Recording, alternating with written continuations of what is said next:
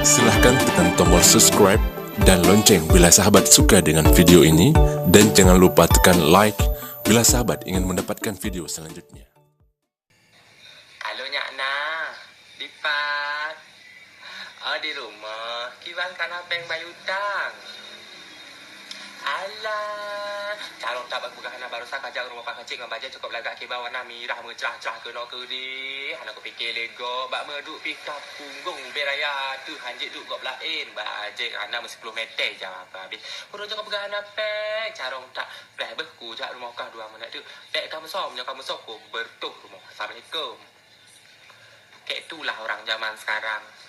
Kalau bayar hutang tak ada duit. Baje. Habis kain 10-10 meter pun dia beli. Kapung ngosang urung awetnya.